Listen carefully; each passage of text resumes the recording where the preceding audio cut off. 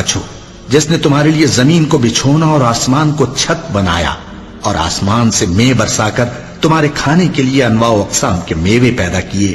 پس کسی کو اللہ کا ہمسر نہ بناؤ، اور تم جانتے تو ہو۔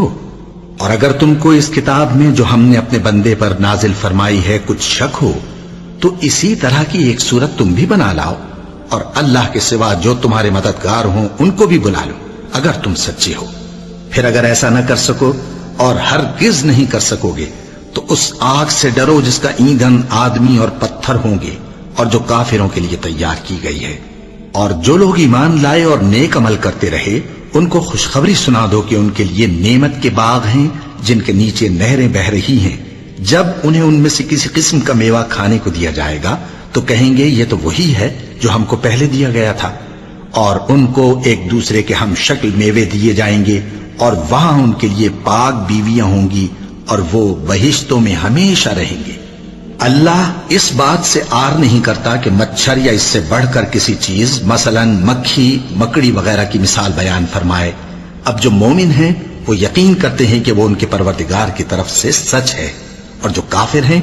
وہ کہتے ہیں کہ اس مثال سے اللہ کی مراد ہی کیا ہے۔ اس سے اللہ بہتوں کو گمراہ کرتا ہے اور بہتوں کو ہدایت بخشتا ہے، اور گمراہ بھی کرتا ہے تو نافرمانوں ہی کو، جو اللہ کے اقرار کو مضبوط کرنے کے بعد توڑ دیتے ہیں، اور جس چیز یعنی رشتہ قرابت کے جوڑے رکھنے کا اللہ نے حکم دیا ہے اس کو قطع کیے ڈالتے ہیں، اور زمین میں خرابی کرتے ہیں۔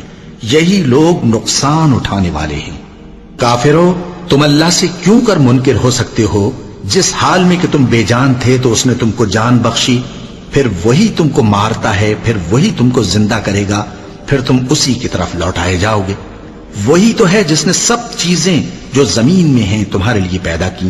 پھر آسمانوں کی طرف متوجہ ہوا تو ان کو ٹھیک ٹھیک 7 آسمان بنا دیا، اور وہ ہر چیز سے خبردار ہے۔